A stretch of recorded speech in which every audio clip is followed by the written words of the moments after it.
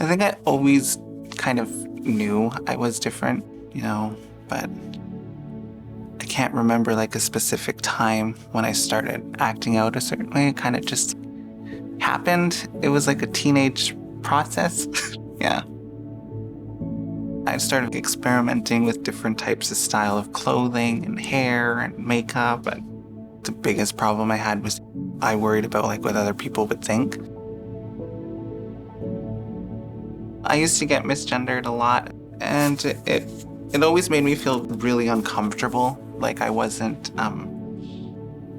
pretty enough or passing, I think is what they say, and it's difficult. A lot of the anxiety I have now, it all goes back to things that I've experienced, like as a teenager or as a child. The emotional abuse kind of makes you scared and terrified to be yourself now, even in a space where you know you're welcome and invited. All throughout high school, it was torture. I mean, I don't remember a day going into school and not being bullied or picked on. I was just always like super feminine, and I was always a very easy target. I had a conversation with my dad once. He had asked me like, so I want to like talk to you about like where is this going? Are you my son? Are you my daughter? And I'd asked him like, well, what do you want? What do you want me to be? Like, kind of thing. He's like, well, it's your life. Like, what do you want? I said, well, I want to be a woman. I'd like to be your daughter. And he told me like, well, then that's what we'll do. And so I guess he was a support person, but my dad died a few years ago. So after he died, I'd moved to the city, and I kind of just drowned myself in a lot of like work, and it got overwhelming, and other things happened, and then I kind of just fell into like a path of like abusing drugs, and then I lost my place, and I was on the street, and I had nothing else to like run to, and I started hanging out with the wrong people, and I just didn't have like a lot of respect for myself. And it took until like one morning when I was just in my own head freaking out, and I was like, thin and sick. And I just like said to myself, like, I'm tired.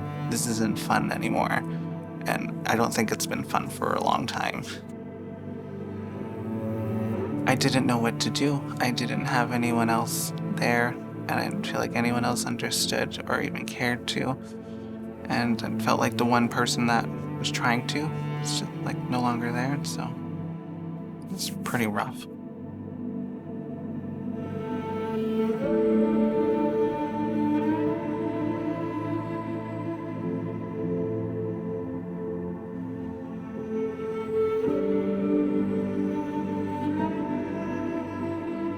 It's no longer about being inclusive in spaces or like inclusivity or having like that safe space, but I think there should be more like spaces that are more just geared towards just LGBTQ issues, because I didn't see any.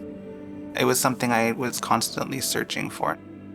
You don't see programs or departments or organizations or centers just specific to LGBTQ.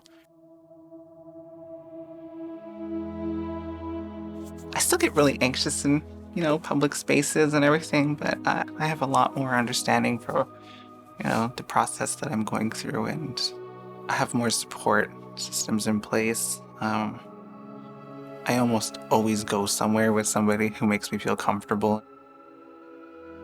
It's nice to know that I'm on a path where I'm getting closer towards that goal of completing my transition. And I've just got approved this year for gender reassignment, so that was a really exciting day for me, and it kind of makes me realize like I'm a lot stronger than I give myself credit for.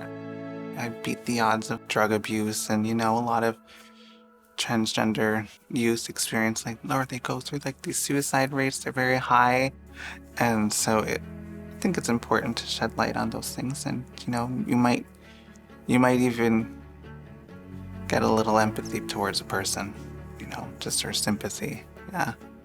And just maybe you won't feel so judgmental next time.